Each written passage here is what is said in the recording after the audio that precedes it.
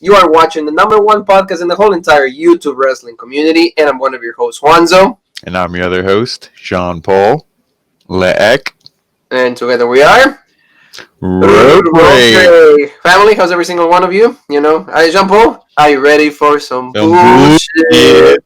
Was it a lot? I don't think so. I think it was okay. You know, it was like one of those that you just said, you just push and everything comes out. And you're good. Rope Break family, you can quote me on this for this week. I can't believe I'm saying it. I think I like SmackDown more than NXT this week. Yeah. That just shows Ruff, right? Not just the whole Leon Ruff. I'm not gonna just keep shitting on that. I'm not gonna beat that dead horse.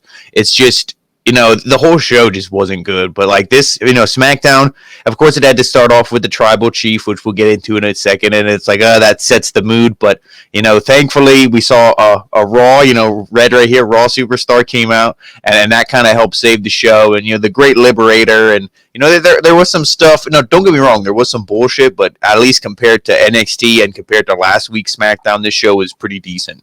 Absolutely, Jean-Paul. So we're going to cover everything, family. Thank you so very much for the love, support, everything that you do for our videos. Talking about videos, Jean-Paul. We keep our coverage with NXT UK. This show is so refreshing. It's only an hour, and is a show that is to the point. Not overly done, not poorly done, executed. Everything is just perfect. And the Heritage Cup's finals are set. As you can see, A-Kid with Trent Seven. Jean Paul against myself because Jean Paul is supporting Trent Seven and I'm supporting the Spanian. Like Jean Paul likes me to call him. So, watch the review. It was a good show. I was I think an excellent match with Trent Seven, Dave Mastiff. We talk about everything right there, Jean Paul, right? So we're going to, soccer for the ones that love it. We still do. We all do. We all love it. Yeah, there you go. So we got a coverage from the quarterfinals for the World Cup. Ecuador beat Bolivia 3-2. So it was a good match. Clever. We gotta say shout out Clever. Ada. We talk about this, pretty quick to the point, and always the highlights and the analysis right there. Family, don't forget to watch that. Jean Paul, before we go to anything, let's go with the breaking news, and that is the release of Zelina Vega. She was released today, Jean Paul, 10 minutes after she actually sent a tweet supporting unionizing. Is that what it was the word? Yeah, unionizing, yep. Yeah, got it. Look at my English. It's finally 13 years in the... all right, Andrade. The land of Uncle Sam. Yeah, I got a little better with it, but like you said, after this tweet, actually, she gets released from her contract. It's not even fired right away, Jean Paul. So what do you think of this?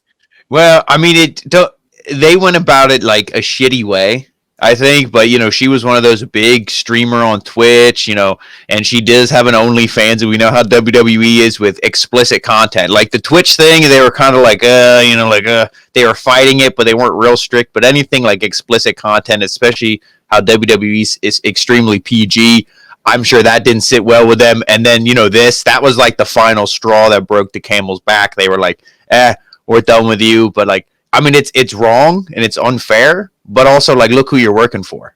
Yes. You know what I mean? That's WWE. They're not worried about the wrestlers. They're worried about the machine, the name, the company. Who's Zelina Vega to them? Yeah. I mean, let's be honest. Zelina Vega is awesome. I love her, but if you're talking about WWE and their opinion of her, they don't care. They're okay. And then Aleister Black, he requested to go to NXT. They denied him that because he's the same thing. They don't really care about him. Clearly, they're not pushing him. Well, what Jean Paul just said, I think is the main point is just that. The Twitch thing, the OnlyFans, Zelina likes to be very explicit with her pictures because she gets the traction from that. I mean, let's not deny, she's a beautiful woman, so, what are we going to do? She's going to use her sex appeal, everybody loves her, and like you said, she was doing that Cosmo cosplay thing, with the costume. She got another, way to make more money, and, WWE, they hate when you get over, whether you're sell over in other outlets, in other things. And that's pretty much, and also the fact that Vince, I think he's fearing that they're unionizing. When is in the same train, there's a lot of people. AJ Styles, I think, and there's a lot of people within the WWE that are upset about that decision of the twitching and all of that. Even Dakota Kai, remember we used to talk about she had one of them. So I think that be prepared for Zelina is not going to be the only one. But I think they're using Zelina to set the example. It's if you're trying to be, a little bit sneaky about it, or you're trying to support that. This, Carmen joined Rollbreak and commentary, and I mean, we'll take her. That's fine. Yeah. And this is one thing I want to get your opinion on. If this was Triple H's company, he was in charge. Let's say, do you think he would let people be on Twitch? Yeah, I can see, because Triple H is like the wrestler also, Jean-Paul, and I feel that like he understands. And I don't think that like there's jealousy from Triple H. Hey, you want to get more money somewhere else. Hey, we understand, And Triple H, and also listen to this. If let's say you're not a wrestling fan, you're a gamer, and you're just on Twitch, you're watching people. Oh, here's this hot chick streaming video games. Oh, you start watching it. Oh, she's a wrestler. She starts talking about Monday Night Raw, SmackDown. Then you start watching it. Look how you gain fans from other outlets to your. Yeah, and then you combine both. Exactly, like you get like you put together both worlds, exactly them like that. So like Vince is he's almost hurting his company by stopping his wrestlers streaming. See, it's just that's where the pettiness comes in, where he just doesn't want them to make the money. Exactly. It's like you said, it's like he doesn't let other people like make money somewhere else. Like you said, and also he doesn't like to collaborate and expand. While Triple H is always open to more expansion and ways to like combine things, and that's the problem. So let's go right and pull with SmackDown. Show up and out, like you said, in the worst fashion possible, and that's with Tribal. Your favorite. Reigns. Yep. Man, 5 minutes in, I'm like, Jean-Paul, do we have to really do this? Yeah, go on. Robert family deserves it. We can back down. He's like, we can't just watch soccer. I was like, no, not today. No, he's like, can I watch Brazil against Venezuela? Like, it seems like a decent game. No, I was like, no, not at all. Tribal chief, right there. And Jean-Paul keeps saying, in the recent weeks, I made my cousin, go from like.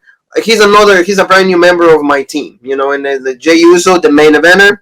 I kind of like how he said about Randy Orton, Jean-Paul. He said he has a lot of accomplishments, he has a lot of accolades, but like despite all of that, I just don't respect the guy. I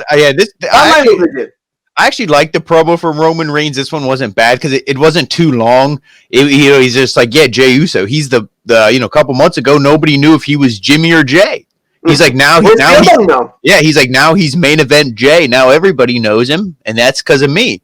And then, like you said, the line with Randy Orton I like too. He's like, I respect what the man has accomplished, but I don't respect the man.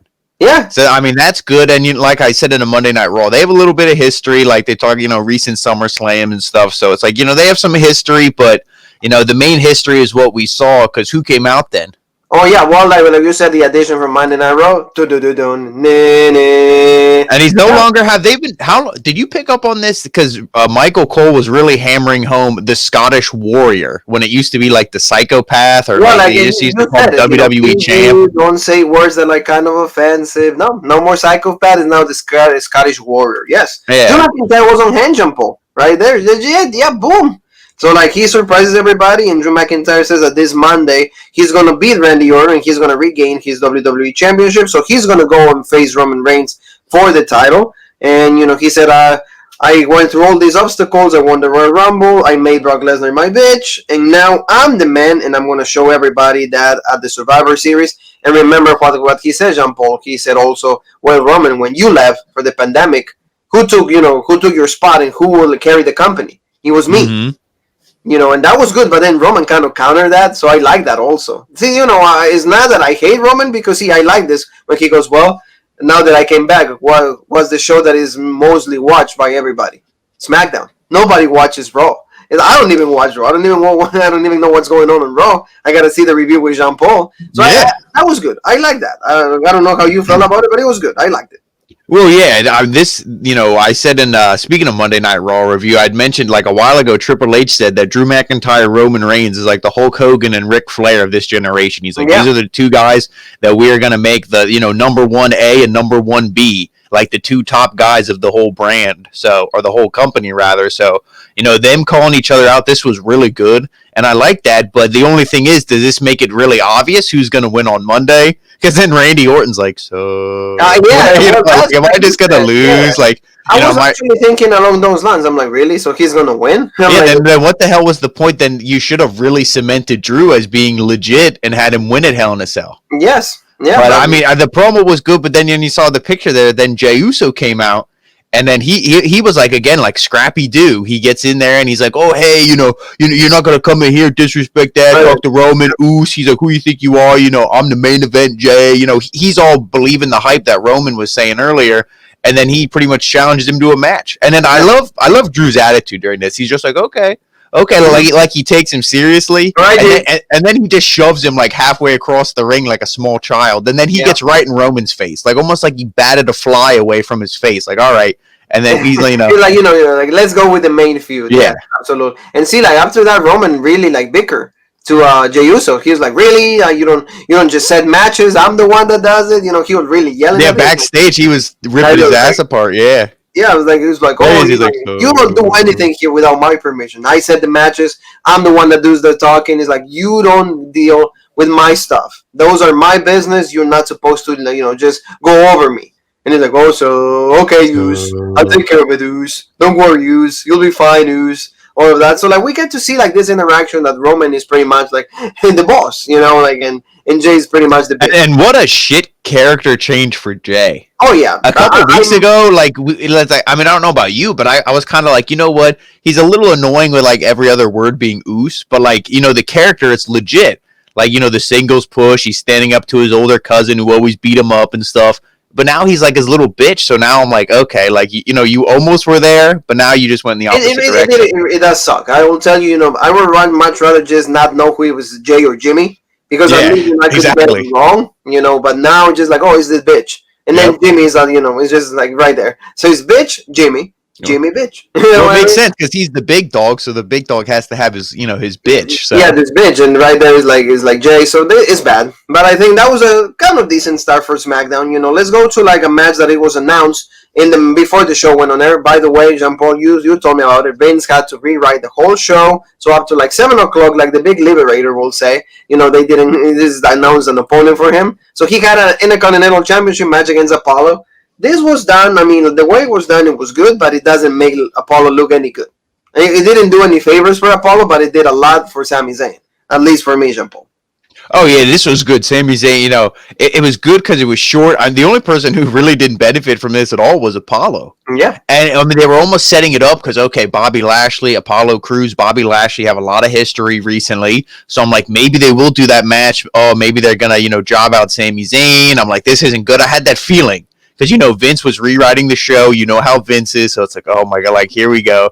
But Sami cut a good promo. He's like, about being the Intercontinental Champion and how that is way more prestigious than the United States Championship. He's like, I had to, beat 2 future Hall of Famers to retain a belt or to win back a belt that I never lost. This is so bullshit. And then I was notified, just hours ago, or not even. He's like, about like this match. Before, yeah. Yeah, so, he was just complaining. And as he's complaining, Apollo's music hits. And he comes to the ring, and this match, it started to get going a little bit, and then he trapped Apollo in the ring skirt or the ring apron, whatever you want to call it. He trapped him in there, and then Michael Cole, that came off pretty easily. Sami Zayn must have did something with that. It's like, he didn't even know he was having a match. Example, in all the years that I've covered professional wrestling, it is the first time that I get to see this, Like, yeah, it's like he didn't know he was going to have the match. How the hell did he know?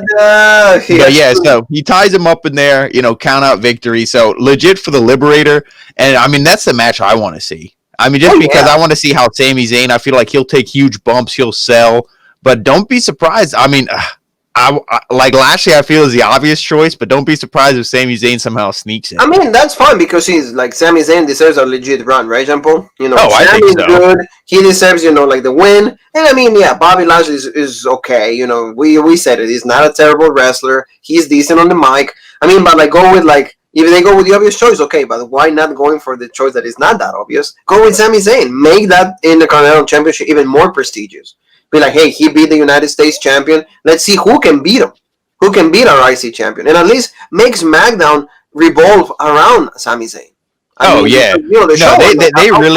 They really need to focus on him, build up contenders, and then have him, I know it's been done, but it's always done so well, so we want to keep seeing it. Do like a 4-way ladder match at WrestleMania. Have him still be the champ going into Mania, and you do a match or you do something legit.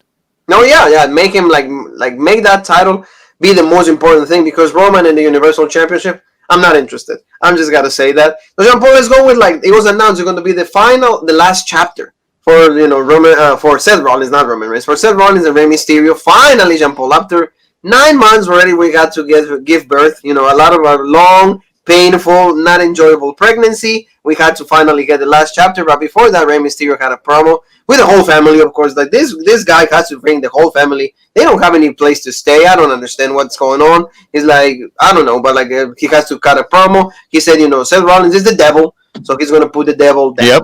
He's like, oh, like I just have a doubt. No doubt anybody said that like I'm gonna beat him. It's gonna be legit, and this is the end of it. We're done with like Seth Rollins. So this was good. We're gonna talk about the match in a little bit, but before we got the ball, Sasha Banks actually was kind of a promo on how like she's gonna be like she's dominating the women's division. Jean Paul, what do you think about that? I like the promo for what it was. It was pretty decent, but then Bayley showed up, Jean Paul. Yeah, this was good by Sasha. She's I don't want to sound like Booker T. I like her attitude and everything, but sometimes she yeah, exactly. So no, but she's a baby face, but she comes off so like cocky and almost like too arrogant, where it's like she can't even play a baby face. Oh yeah, you know what I did? You know what I'm just like the way she delivers stuff. She sounds so like full of herself and cocky. She's like, "Oh, all you haters said I couldn't, win in a title defense and all this stuff." And it's just like the way she delivers it. It's like, but she was cutting the promo, and then you said then Bayley comes out, and then it's like okay, because she was talking about like a Carmella or whatever, and then like Bayley's music hits, and she's like, what? She's confused, but then Carmella takes her out from the back, so then it's like okay, are they maybe going to be working together? Because I don't know if you remember back in like the NXT before like Bayley and Sasha were like the supposed BFFs forever. Also, Bayley and Carmella were really close. They probably still are. So that's also another storyline you could do. Right, and also like she hit the super kick. She hit the super kick, and then like face first, no Michael Cole. That's called the X Factor. X-Pac used to do it back in the day. Velvet Sky did it. So, it's called the X Factor. Brie Bella used to do it. In the games, that's their finisher. Oh, speaking of which, they said they're coming back, so. Yeah, they want to get the tag titles. So bullshit. And the fact that just so they can have them on the Total Bellas show. That's all that is. Yeah, we got to watch. No, we're never going to watch.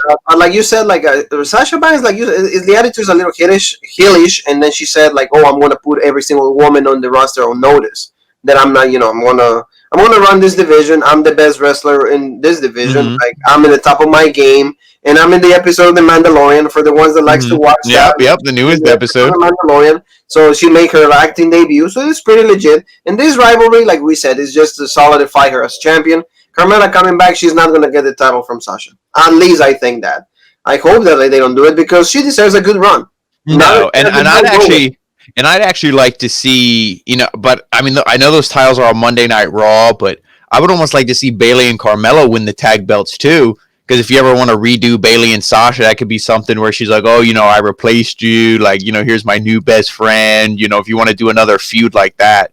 So, I mean, that would be cool. And then that would also be, for Bayley, just, more gold on her resume is always good in my book. So Bayley deserves. I don't know where the storyline is going, but like I think that Bayley is going to try to be in the SmackDown Women's team for the Survivor Series, and then kind of Carmella will be on her own against Sasha. So we'll see what happens. But like you said, like that rivalry with Bayley is not over because you told me like when she got to the picture with the Undertaker, she had like Bayley over here on her neck, like Sarah for the Undertaker. So that's not over. We'll see that like maybe for Mania time. I think if they pull the plug right there, it was like everybody wants to see that at Mania. So they should. Oh yeah. So let's go with like this, guys. The Bobby Roode and Dolph Ziggler. Like Otis was eating right there, like kind of eating like his like. He had like three plates full, so that's legit. Yeah, like the 3 like potato cakes, like a roast beef, and also a gyro, 2 for $6, legit. But like they're like, oh, this guy loves everything. He's like the 2 bullies against Otis, and Otis pretty much like had to like.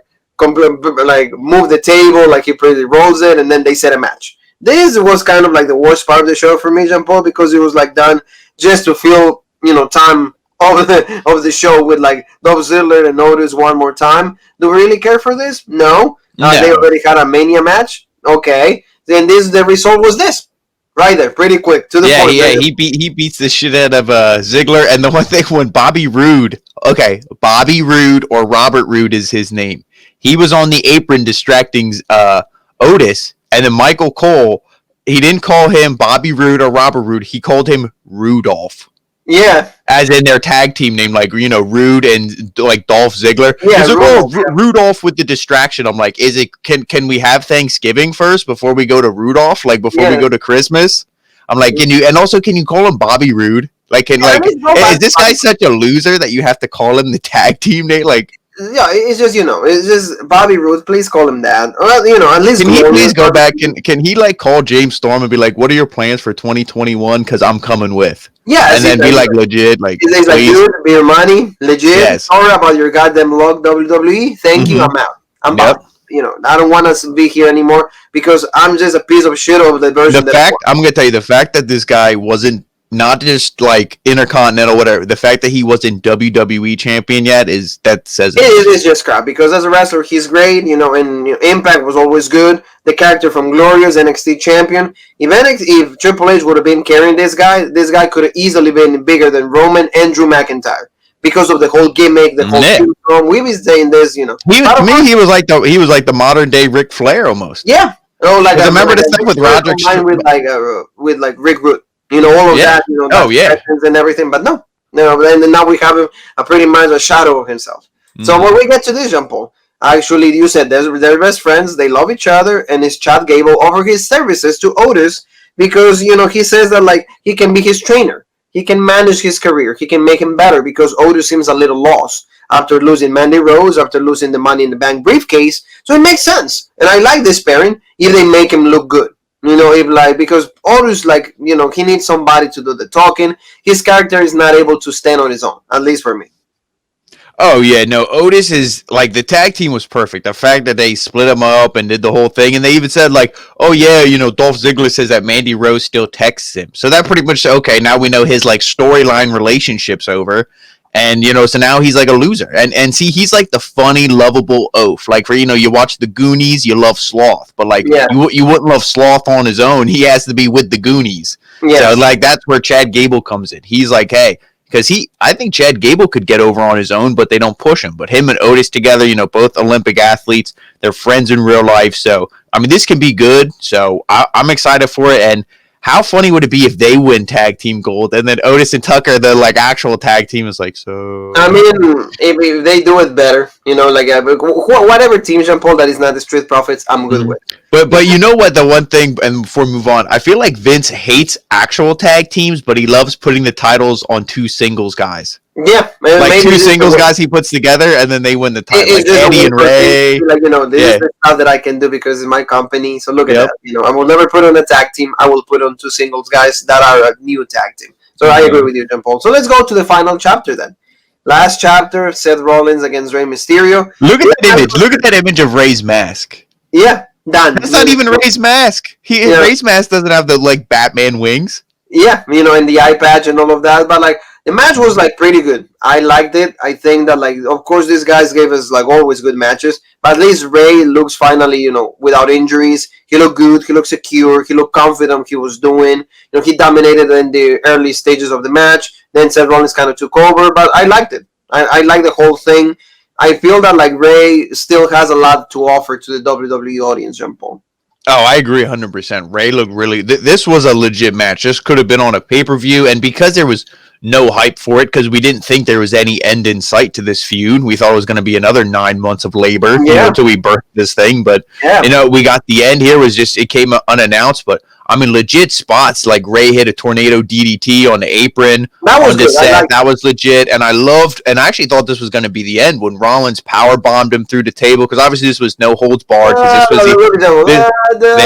This was the end of the feud, and when he power bombed Rey through the table and Rey kicked out, I'm like, see, this is the Rey Mysterio. Like, he should have looked this legit when you brought him back like 3 years ago. This Rey Mysterio, right, Jean Paul? Yeah, exactly. He kicks out, and I mean, this was good, and the whole time it's Rollins is getting in the face of the family, and I think Rey was like, oh, let me be legit, fight my own battles, because like Dominic didn't really get involved until the end when he took the little rubber stoppers off the bottom of the chair, and he was gonna jam it in Rey's eye again. He's like, but he got involved. But the main story thing at the end of this was Buddy Murphy comes in.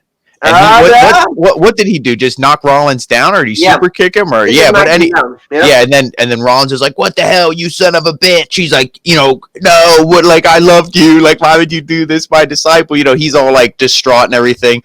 And then the Ray goes to hit like a 619. Or I like kind of botched that, but then whatever. But he wins with the frog splash. Unfortunately, is the anniversary of Eddie's death. But yeah, so that's why he did it. Yes. Yeah, so he hits the frog splash. So that's legit for Eddie. And he gets the win. I mean, this was a really good match. The only thing that sucks is there was no like hype for it. It just came out of nowhere. There was no bit. I mean, they had a nice video package and promo and everything for it a little bit, but. When you find out about it, I would have rather seen this, like you said, at a pay-per-view. But it was good, and at the end we get this picture, Jean-Paul. Boom. All the whole family together, like, so welcome, Miko. The one thing that was legit, welcome, Miko. Yeah, they're like, welcome, Gringo. No, mijo. No, but I love when he was standing on the apron, Murphy, Ray's looking at him, he's like, get in here. He's like, you want to talk to me like a man? Get in the ring. And I love how, because like Ray's like, I mean, Buddy Murphy's not that tall, but Ray's shorter than him. He's like, get in the ring and be a man. And I'm like, Ray's so legit. Oh yeah, Ray's legit. Ray. Everybody respects Ray. We all do. He's good. And like, and he's like, you want my, he's like, what? He's like, you want my, You want me, hija? You want me, hija, putito? All right, and you have my blessing. That's fine. And he's like, shake my hand. So he shook his hand, and And then, like I said, everybody is saying Ada. And the only one that is not saying that is like Seth Rollins, just because he went and demand a match, to Adam Pearce. He says, hey, he was my disciple and all of that. He's a piece of trash. So I want a match next week. And, Rollins is like Roman, so every wish is the WWE commands next week. Boom. To the point, Jean-Paul. There's nothing much to maybe they're like, you know what, we're just going to blow off this whole thing. They're going to have their match next week, and then, hopefully, see, that's what I want to see. Murphy as a baby face, let him go after Sami Zayn. That will be legit matches. Yes, and like let him hit Murphy's Law and he beats Rollins. That's fine. Yeah. Give me something different. That's what you're exactly. And then Jean-Paul, we got to see the debut of Chelsea Green. She was actually in a video in the promo before the match because there was going to be a triple threat. It was Liv Morgan, it was Tamina, Natalia. Keep kind of loving for a spot in the SmackDown Women's team for the Survivor Series. But like, it's like, well, this match is going to be actually a fatal four-way. And, like this. It started out as like the three girls. But no, after that, it goes up to the four. And this was actually really quick. Like, this kind of SmackDown goes to like the old days of SmackDown when like the women's matches will be like, 3 seconds? Yeah, like 3 minutes. You guys can see cake in every single angle. I like that. The one, the corner where Tamina is absolutely no cake. But like the other three is like especially nice cake. So, good. Oh, yeah. So we get vanilla chocolate and vanilla chocolate. So it's good. We get all flavors for Jean-Paul and myself, legit. So like this, like you said, Chelsea kind of got injured. According to Jean-Paul, he always like checks all those things. So that's why she wasn't even in the match long. So you can tell she suffers from the same thing that like her fiance, Zack Ryder, Mark Cardona suffers. So, if she gets injured, she gets injured. That was legit. 10 months, so yeah, done. 10 months and done. So in the end, actually, the person that got the win is Liv Morgan, Jean-Paul. And that's good because Liv deserves it. She's been, with Ruby. And I think that like Liv deserves a better chance because, she's like really active in social media. People love her. People want her to get a chance, to be a champion. Yeah, and Liv is one of those people who, she's one of the wrestlers who maybe when she first started and everything, she wasn't the best. But you know how when people are like, oh, like with Alexa Bliss, I wish she would, she's not the best, but at least try to get better and, at least care about, what you do as a business. Try to be a better wrestler. Like, Liv was kind of in the same boat, and she did. And all of us as fans see she's getting better. Her moves are, are getting better. She's better in the ring. Her confidence is better on the mic each time she speaks. So it's like when you see that progress and you see somebody's actually trying, it's easy to get behind them. Exactly, yeah. And also when the cake is there, it's easy to get behind. Well, when you see cake and you see a little bit of like good execution, I'm down, dude. I'm down. Oh, yeah. There's nothing. And you're down, but I'm up. Oh, well, there you go. When we were up all night long, good. Yeah. But if you see Jean-Paul to the left, you can see our friend. He was in one of the episodes of Robert. Our buddy Lee Walker is right here. So, we say hi to Lee. Hey, like good stuff that you're in the Thunderdome. That's pretty legit. We were there, but we're not going to be like you showing off. We're not Dolph Ziggler. We don't like that, so we don't like the spotlight. Our work talks for ourselves. So there you go, Lee. A little bit of a shot, but I also say hi to you. Let's go to the New Day. One member of the New Day, Big E, again with the Street Profits. This is just trash. Once you see the guys like that, I just want to change the channel. But it's another promo like the Street Profits trying to get over with Big E. But then Big E talks about the New Day, and he tells them like, no, that there's no chance that like the Street Profits can beat the New Day. The New Day is way better than them, and in the end of the match at Survivor Series, they're going to be the winners. But they don't know when they might, we might have the Hurt Business, because they're going to have that match on Raw, Jean Paul. Yeah, and I like this too by Big E. He was kind of joking around with him, but he's like, okay, at the end of the day, the Street Profits are just, diet New Day. They're New Day light. They're, the New Day wannabes. He's like, you guys want to be us or not? And the imitator never beats the original. Like, you guys are shit. And I like that. And then they're kind of like, yeah. But, if I'm booking this whole scenario, Hurt Business wins, and then the Hurt Business wins at Survivor Series. Set these guys up. Yeah. Because the New Day and the Street Profits are clown, and the Hurt Business is what they are. They're all business. Yeah. They're serious. Everybody, you've been saying this ever since they started. We've been saying this like even a more legit version of like the Nation of Domination. Everybody just see them as a real faction, with suits, how they carry themselves. They're all there for each other. No pancakes, no throw money, no throw tongs, none of that. It's just business, and I like that. Like you said, I will make them win those titles, and they go to Survivor Series, win that match, and they actually just win the whole thing. Everywhere they go, they just win because they've been taking care of like the whole. Yeah, and I would, and then Lashley, and then the only person without gold is MVP, and then just do a bullshit feud because he won't win it anyway. But MVP versus whoever your WWE champion is after Survivor Series. Yeah, just for a little feud for for the TLC, because you don't have anything. Just like challenge, like you said, even Drew or have challenge Randy Orton. I mean, that would be a little crappy, but I mean. Make him kind of look babyface a little bit of MVP. I wouldn't be upset because MVP can pull up. He's a good talker. And if you have the Hurt Business there, at least is like, oh well, maybe they'll cheat or whatever. So yeah, it's good. Yeah, Jean Paul, absolutely right. So let's go to like the unsanctioned match. So that means that like Drew McIntyre beating Jey Uso is not going to count.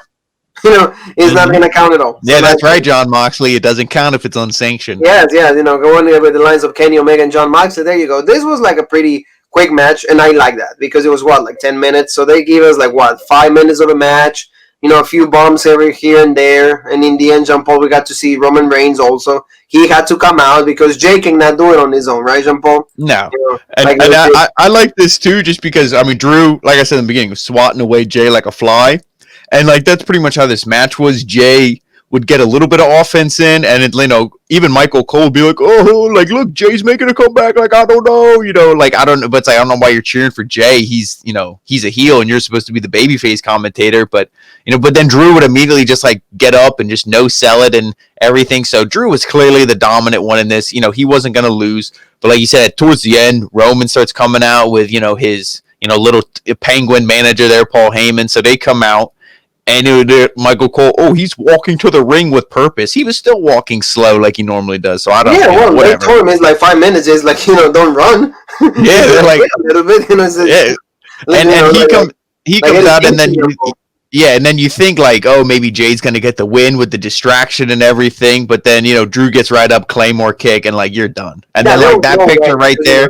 There's no way that they're gonna just drop Drew. And like you said, Claymore kick, boom. 1, 2, 3. And he stares right at Roman, which is legit. And I mean, that's what I feel. I'm like, Randy Orton. They showed a picture of they showed a picture for all of Randy Orton's title reigns, and I thought it was Charlotte Flair because a lot of them were, only a couple digits. 14 days, 9 days, 2 days. And I think he's going to have another 15, 16-day title reign. So I'm not really sure on that, Jean Paul, just because why you did the title switch. It just doesn't make any sense. Yeah, I agree with you. Unless Drew is going to SmackDown, and then this is going to be a feud, and maybe they're not doing the thing with The Rock. I don't know. I mean, if you're going to do this at Mania and have Drew beat Roman, then legit. Oh, that would be, that would be a great Mania. But then you got to get Drew on SmackDown. It's legit, yeah. But like you said, maybe they're teasing this, so this could be a potential thing for WrestleMania if they're not going to do Daniel Bryan. So we'll see what they do because they have 3 choices. They have Drew, they have Daniel Bryan, and they have Dwayne The Rock Johnson. So if you ask me to pick whichever, I might pick Drew, just because it will be so much better, and it will win. That will mean even more for Drew. To beat Roman, it will be kind of passing on the and this is the thing too, and it's people might think, and now this puts a lot of pressure on him, but it's well, if you take Drew off Raw, who's going to be a big babyface on Raw? And then that's when you hear, "You think you know me." Maybe by the time you take him, Drew, to SmackDown, Edge will be back. You have to plan it, be strategic. And then it's let's say Randy Orton is still the champ. then that's the perfect opponent. And then that's what their plan will they're trying to do. So that will be good. So pretty much that sums up SmackDown. Thank you so very much, family. I think that we enjoy. You guys see us in a good mood. We're actually enjoying ourselves, and I think that's the purpose of every single show of the WWE. But see, Rollbreak always turns it around, so we actually make fun with it. So thank you so very much, family. Tomorrow we have Impact. We have Turning Point. It's gonna be a good show. I think that they're trying to do this just to give us a little more. So we still hooked on the product because they have pay-per-views every 2-3 months, the main pay-per-views. So they're gonna give us a special. So it's gonna be fun. They're gonna good matches. Diana Perazzo against Su Young. We're going to have a Rick Swann against Sami Callihan, so be with us for that. So Jean-Paul, remind everybody where they can find us in the social media world. You can find us on Rope Break on Facebook, the OG Rope Break on Twitter, Original Rope Break on Instagram, and of course, the home for the #1 podcast in the YouTube wrestling community, the Original Rope Break right here on YouTube. Thank you, family. We'll see you tomorrow. So Jean-Paul, you and me have one more thing that is left to say, and that is...